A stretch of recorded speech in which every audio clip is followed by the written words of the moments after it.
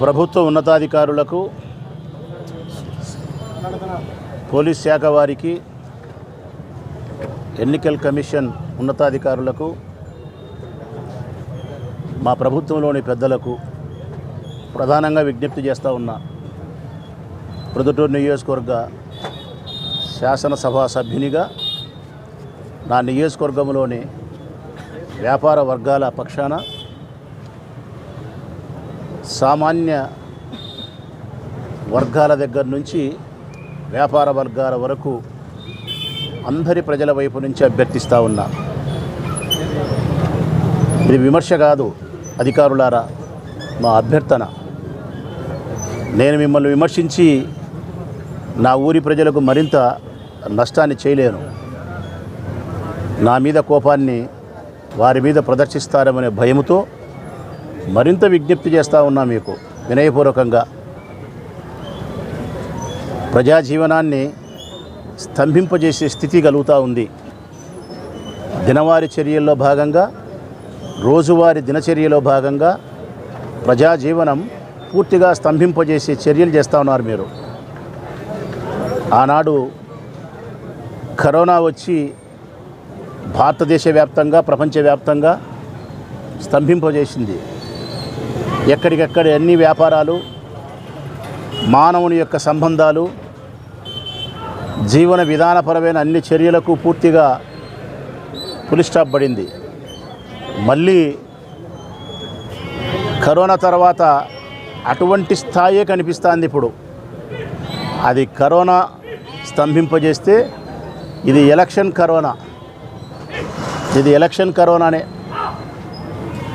ఇంకా నోటిఫికేషన్ రాక మునిపే, ఎప్పుడో ఫిబ్రవరి ఆఖరులో నోటిఫికేషన్ వస్తుందని ఒకవైపు అందరూ చెప్తూ ఉంటే, ఇంకా నోటిఫికేషన్ రాక మునిపే ప్రొద్దుటూరు నియోజకవర్గంలో కానీ, వైఎస్ఆర్ జిల్లాలో కానీ, మరి రాష్ట్ర వ్యాప్తంగా ఎటువంటి పరిస్థితులు ఉన్నాయో నాకైతే తెలియదు, జిల్లా వ్యాప్తంగా అయితే ఉన్నాయి ఆ పరిస్థితులు. ఎలక్షన్ కమిషన్ ఆదేశాల మేరకు పోలీస్ శాఖ విపరీతంగా దాడులు చేస్తుందని చెప్పేదానికంటే, చెకింగులు చేస్తుందని చెప్పేదానికంటే,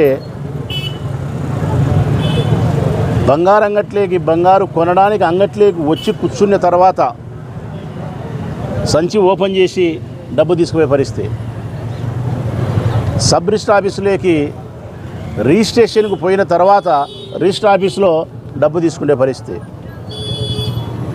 శనగలమ్మిన రైతులు లెక్క తీసుకొని పోయేదానికి కూడా భయపడే పరిస్థితి, బిడ్డ పెళ్ళికి బంగారు కొనాలంటే భయం, ఇల్లు కట్టించుకునేవాడు సరుకులు కొనాలంటే భయం, రిజిస్ట్రేషన్ చేయాలంటే భయం, అప్పు కట్టాలని తీసుకొని పోవాలంటే తీసుకుపోయి అప్పు ఇచ్చేవానికి మా ఇంటికి వచ్చి అప్పు తీసుకుపోరా అని వీడంటాడు, మా ఇంటికి వచ్చి నువ్వే అప్పు అంటాడు వాడు. కారణం మధ్యలో ఎక్కడ ఏ పొరపాటు జరుగుతుందో అని భయం, భయం, భయం, భయం.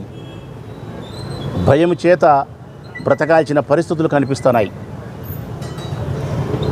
పూర్తిగా మా జీవితాలకు, మా వ్యాపారాలకు, మా జీవన విధానానికి భంగం కలగడమే కాకుండా, నష్టం కలగడమే కాకుండా, బిక్కుబిక్కుమని భయం చేత వ్యాపార వర్గాలు ఉండాల్సిన పరిస్థితి వస్తూ ఉంది ప్రొద్దుటూరు. నిన్న మొన్న రోజు బంగారంగల దగ్గర కాపుగాసి, మాటు వేసి దాడులు. ఎలక్షన్ కమిషన్ ఆదేశాల మేరకు ఎన్నికల ప్రక్రియ ప్రారంభం కాబోతూ ఉన్న నేపథ్యంలో విధిలేని పరిస్థితుల్లో మేము పట్టుకోవాల్సి వస్తుందని చెప్పి 2 లక్షల రూపాయలు ఉంటే కూడా పట్టుకునే పరిస్థితులు ఉన్నాయి. ఎక్కడి నుంచి సామాన్యమైనటువంటి ప్రజలు కానీ, ఒక రకమైన మనుషులు కానీ, ఒక బిడ్డ పెళ్ళికి బంగారు కొంటే 2-3 లక్షల రూపాయలు, 4 లక్షలు అప్పో సప్పో తెస్తాం. దానికి ఎక్కడ బిల్లులు చూపించాలా, ఎక్కడ ఆధారాలు చూపించాలా? నా బిడ్డ పెళ్లి చేసుకుంటానా, నేను పేదవాడిని, మా అక్కయ్య అన్న ఉంటుంది, ఆమెను అడిగో 1 లక్ష రూపాయలు ఇప్పించుకుంటా, మా అన్నయ్య అన్న ఉంటాడు, ఆయన అడిగో 1 లక్షన్నర ఇప్పించుకుంటా, మా స్నేహితుడు మధును అడిగో 50,000 ఇప్పించుకుంటా, తెచ్చి బంగారం కట్టు నా బిడ్డకు ఒక 4 గాజులు, ఒక చైనో ఉన్నాం అనుకుంటే, మీరు వచ్చి ఆ డబ్బు పట్టుకుంటే నేను ఎక్కడి నుంచి లెక్కలు చూపించాలా మీకు? నేను మా ఆయన 1 లక్ష ఇచ్చినాడని చెప్పాలనా, మా అక్క 1 లక్షన్నర ఇచ్చింది చెప్పాలనే, నా స్నేహితుడు 2 లక్షలు అప్పు ఇచ్చినాడని చెప్పాలనా? మళ్ళీ ఇన్కమ్ ట్యాక్స్ వాళ్ళు నా స్నేహితునికి మళ్ళీ ఒక నోటీస్ పంపుతారు. చెప్పలేను, చెప్పాలా, ఇబ్బంది, ఇట్లా ప్రతి నిత్యము అంటే ఇది కష్టమవుతుంది అధికారులారా. ఎక్కడైనా ఎన్నికల నోటిఫికేషన్ వచ్చిన తర్వాత మీరు ఎక్కడైనా బైపాస్ రోడ్లలో కానీ అవుటర్ రింగ్ రోడ్లో కానీ వెహికల్ పోయేటప్పుడు వెహికల్ చెకప్ చేసి ఆ వెహికల్లలో డబ్బులు ఉంటే ప్రధానంగా మీరు డబ్బులు పట్టుకోవడానికి ప్రధానమైన కారణం మద్యం కానీ ధనము కానీ ఓటర్ను ప్రలోభం పెట్టడం కోసం ప్రభావితం చేసే విధంగా ఉండకూడదు అనేదే మీ ఉద్దేశం. డబ్బు ద్వారా, మద్యము ద్వారా, మరొక ప్రలోభం ద్వారా ఓటర్ను ప్రభావితం చేసే కార్యక్రమం జరగకూడదు అనేదే ప్రజాస్వామ్యంలో ఎన్నికల కమిషన్ యొక్క ప్రధాన ఉద్దేశం. ఒక వెహికల్లో అయినా సరే, ఎక్కడైనా సరే, రాజకీయ పార్టీలకు సంబంధించిన మేము, రేపు నేను ఎమ్మెల్యే అభ్యర్థిగా పోటీ చేస్తా, నా ప్రత్యర్థి తెలుగుదేశం పార్టీ వాళ్ళు పోటీ చేస్తారు, బీజేపీ చేస్తుంది. మేము ఎక్కడైనా కోట్ల రూపాయలను తరలిస్తూ ఉండి ఆ డబ్బుతో ఓటర్ను ప్రభావితం చేసే దానికోసం ప్రయత్నం చేస్తే మా ధనాన్ని పట్టుకోవడం అనేది ఎన్నికల కమిషన్ పోలీసుల యొక్క బాధ్యత. అది ఎక్కడైనా ఒక లెక్క.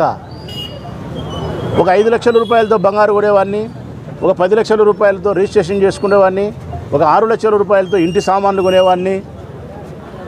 అది ఎన్నికల ప్రక్రియ ప్రారంభమవుతుంది. ప్రొద్దుటూరు పట్టణంలో వ్యాపార వర్గాలందరూ కూడా భయపడే పరిస్థితికి వచ్చినారు, ఆందోళన చెందుతూ ఉన్నారు.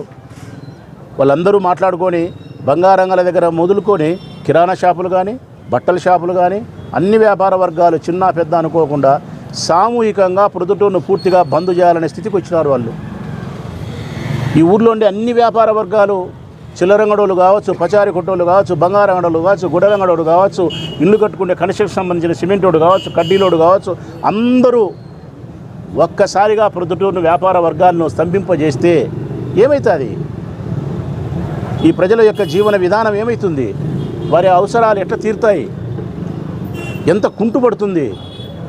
ఎంత ఆర్థిక నష్టం జరుగుతుంది? ఇది ఒకసారి ఆలోచన చేయాల్సిన బాధ్యత ప్రభుత్వం పైన, ప్రభుత్వ అధికారులపైన ఉందని వినయపూర్వకంగా విజ్ఞప్తి చేస్తానా నేను. మీకు హెచ్చరికనో లేకపోతే మిమ్మల్ని విమర్శించడమో కాదు. నా ఊరి ప్రజల యొక్క ఇబ్బందిని మీరు అర్థం చేసుకోండి. మా యొక్క సమస్యలను మీరు పరిష్కరించాల్సిన బాధ్యత కలిగిన ప్రభుత్వాలు మీరు సమస్యలే సృష్టిస్తే ఎట్లా అని చెప్పి ఎన్నికల కమిషన్కైనా పోలీస్ శాఖకైనా విజ్ఞప్తి చేయడమే. నిన్న 3-4 కేసులు పట్టుకున్నారు. 14.5 లక్షలు ఒకటి, 7.5 లక్షలు ఒకటి, 4-5 లక్షలు ఒకటి మన్నా పట్టుకున్నారు. ఈ బంగారంగల దగ్గర అయితే తీర్మానంగా కానిస్టేబుళ్ళు, ఎస్ఐలు, సిఐలు తిరగబెట్టినారు. ఇది సమస్య అవుతుంది.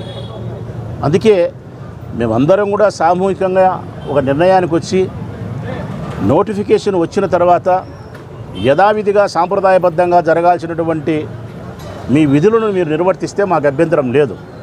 అవుటర్ రింగ్ రోడ్ కానీ, బైపాస్లో కానీ, వెహికల్ చెకప్ కానీ, ముఖ్యంగా రాజకీయ వర్గాలపైన మీరు కన్నేసి వారి ధనాన్ని పట్టుకునే ప్రయత్నం చేయాలి. నేను ఒక అభ్యర్థిని, నేనే ధైర్యంగా చెప్తాను. నేను ఎస్, రేపొద్దు నేను ధనం చేత కానీ, మద్యం చేత కానీ ఓటర్ను ప్రభావితం చేయకుండా ఉండాల్సినటువంటి నైతిక బాధ్యత నాకుంది. నేను ఆ నైతిక బాధ్యతను విస్మరించే ప్రయత్నం చేస్తే నన్ను పట్టుకోవాల్సిన అవసరం ఎస్ పోలీసుకు ఉంది, ఎన్నికల కమిషన్కు ఉంది. నేను కాదనిలే. ఒకవేళ నా పైన మీరు దాడి చేసి అటువంటి సందర్భాల్లో పట్టుకున్నా కూడా నేను బాధపడను, మీకు విజ్ఞప్తి కూడా చేయను. నేను తప్పు చేసినా అనుకుంటా, మౌనం వహిస్తా. కానీ ఈ ఊర్లో ఉండే వ్యాపార వర్గాలకు, ఈ ఊర్లో ఉండే ప్రజలకు ఇంత తీవ్రమైనటువంటి నష్టం కలిగితే నేను బాధాతప్త హృదయంతో బాధపడి మీకు చెప్పుకునేవాడిని. నేను అంతకుమించి నేను ఎక్కువ మాట్లాడితే మరింత వీళ్ళని ఎక్కడ ఇబ్బంది పెడతారని కూడా నా భయం. నా వలన కానీ, మరొకరి వలన కానీ, నా ఊరి ప్రజలకు కానీ, నా ఊరి వ్యాపారస్తులకు కానీ నష్టం కలగకూడదు. మీరు ప్రత్యక్షంగా మీరు నష్టం వాళ్ళకు చేస్తే పరోక్షంగా వారు ఊరికే నష్టం చేస్తారు. బంద్ చేసి పరోక్షంగా మొత్తం ఊరికే నష్టం చేస్తారు వాళ్ళు. అన్ని వ్యాపార వర్గాలు, నీ అంగడి లేదు, ఆ అంగడి లేదు, అన్ని అంగళ్ళు మూసేస్తే మేము ఈ 2 నెలలు ఎలక్షన్ అయిపోయేంత వరకు మేము అంగళ్ళు తెరసమనే కాడికి వస్తున్నారు ఇల్లు. అప్పుడు నేను ఎంత బంగపోవాలో వీళ్ళను. అట్లా మిమ్మల్ని బంగపోలేక, మీరు వినక, వీళ్ళను బంగపోతే మాకు నువ్వు నివారించు, మేము చేరుస్తాం, లేకపోతే వద్దు, మేము ఈ 2 నెలలు 3 నెలలు మేము వ్యాపారాలు మూసేస్తాం, మేము ప్రభుత్వానికి కట్టాల్సిన ఇన్కమ్ ట్యాక్స్ కట్టేది ఉండదు, సేల్ ట్యాక్స్ కట్టేది ఉండదు, జీఎస్టీ కట్టేది ఉండదు. మా వైపు నుంచి ప్రభుత్వానికి చెల్లించాల్సినటువంటి ఎట్టి రుసుములు మేము చెల్లించలేము, ఇబ్బంది లేదు. మాకు ఆదాయం వద్దు, మేము ఆ కట్టడం వద్దు అంటారు. అటు ప్రభుత్వానికి నష్టం జరుగుతుంది, ఇటు ప్రజా జీవనానికి నష్టం జరుగుతుంది, వ్యాపార వర్గాలకు నష్టం జరుగుతుంది. అందరికీ నష్టం చేసి మనం సాధించేది ఏమిటి? ఇద్దరు అభ్యర్థుల కోసమా? ఇద్దరు అభ్యర్థులు. బీజేపీలు లెక్క పంచారు, కమ్యూనిస్టులు పంచారు, ఎవ్వరు పంచారు. పంచి తెగించింది ఇద్దరే పంచాలా? ఆ ఇద్దరి కోసమా? ఆ చర్యలు కూడా గట్టిగా మీరు ఎన్నికల కమిషన్, పోలీస్, ప్రభుత్వాలు, రాజకీయ పార్టీలు నిర్ణయాలు తీసుకొని ఏ ఒక్కరూ ధనాన్ని ఖర్చు పెట్టకుండా ఉండే పరిస్థితి వస్తే మొట్టమొదట స్వాగతించేది రాచమల్లే. మొట్టమొదట రాచమల్లే స్వాగతిస్తాడు. ధనం చేత కానీ, మద్యం చేత కానీ, మరే ఆశ చేత కానీ ఓటర్ను ప్రభావితం చేయకూడదు. మా నాయకత్వ సామర్థ్యం చేత, మా జెండా పరిపాలన చేత మాత్రమే ప్రజలు మాకు ఓటు వేయాలా. ఎస్, అంగీకరిస్తా. అది ఒక సాంప్రదాయం అయిపోయింది. బీదోళ్ళ కోసం పోనీలే అనుకుంటున్నారు. ఎందుకు పేదవాళ్ళకు నష్టం జరగాల? దయచేసి పోలీస్ శాఖకు ప్రొద్దుటూరులో ఉండే వాళ్ళకు నేను విజ్ఞప్తి చేస్తూ ఉన్నాను. ఎస్పీ గారికి మరీ వినయపూర్వకంగా 2 చేతులెత్తి నమస్కరించి విజ్ఞప్తి చేస్తూ ఉన్నా. మా పార్టీ పెద్దలు అవినాష్ రెడ్డి గారికి తెలియజేస్తానా, మా ముఖ్యమంత్రి గారి దృష్టికి కూడా తీసుకుపోతా ఉన్నా. ప్లీజ్ దయచేసి ప్రొద్దుటూరు సంబంధించిన ప్రజల జీవన విధానానికి భంగం కలగకుండా, మా ప్రొద్దుటూరులో ఉండే వ్యాపారస్తులకు ఇబ్బంది, అసౌకర్యం కలగకుండా, వారందరూ సామూహికంగా బాధపడి నిర్ణయం తీసుకొని బంద్ చేయకుండా మీరు మాకు సహకరించాలని, ఎన్నికల నోటిఫికేషన్ వచ్చేంత వరకు ఇటువంటి దాడులు చేయరాదని మనస్ఫూర్తిగా మీకు విజ్ఞప్తి చేస్తూ, ఇది మాది నిరసన అనుకుంటారో, వ్యాపారస్తులకు సంఘీభావం అనుకుంటారో, నా ఊరి ప్రజలకు నేను రక్షణే అనుకుంటారో, ఏదైనా మంచిగానే మిమ్మల్ని అనుకోమని అధికారులకు విజ్ఞప్తి చేస్తూ ఒక మాట అయితే స్పష్టంగా చెప్పగలుగుతా, వినయమే చెప్పగలుగుతా, కానీ ఒకటైతే గట్టిగా చెప్పగలుగుతా. వారి కష్టంలో అయితే మాత్రం చివరిదాకా ఉంటా. అధికారులకు బాగా చెప్తాను. నేను వాళ్ళకు మేనేజ్ చేస్తానో చేయలేనో నాకు తెలియదు, కానీ వారి కష్టంలో అయితే మాత్రం వాళ్ళు వదిలేసి అయితే పోను. వాళ్ళ పక్కనే అయితే మాత్రం ఉంటా. వాళ్ళ కష్టాన్ని పరిష్కరించేదానికి, వాళ్ళకు అండగా నిలబడడానికి చివరి వరకు అయితే ప్రయత్నం చేస్తా. నా ఎన్నికల ప్రక్రియలో నేను గెలవడం అనే దానికంటే కూడా నా ఊరి ప్రజలు, నా వ్యాపారస్తుల యొక్క సమస్యనే నాకు అత్యంత ప్రాధాన్యత కలిగిన అంశము. పోలీసులు కూడా అందరినీ ఇప్పుడు ఆహ్వానిస్తాం, రావాలా, వాళ్ళు కూడా మాట్లాడాలా, సమాధానం చెప్పాలా. 1 టౌన్ సిఐ రావాలా, 2 టౌన్ సిఐ రావాలా, 3 టౌన్ సిఐ గారు రావాలా, తాలూకా సిఐ గారు రావాలా, అందరూ సర్కిల్ ఇన్స్పెక్టర్స్ వచ్చి ఏం జరుగుతుందో వాళ్ళు కూడా మాట్లాడాల్సిన బాధ్యత ఉంది. వచ్చి మాట్లాడమని కూడా వారి విజ్ఞప్తి చేస్తూ ఉన్నా. ఎస్పీ గారి దృష్టికి తీసుకుపోతూ ఉన్నా, డీజీ గారి దృష్టికి కూడా తీసుకుపోతూ ఉన్నా. రేపొద్దున విజయవాడ పోతాం.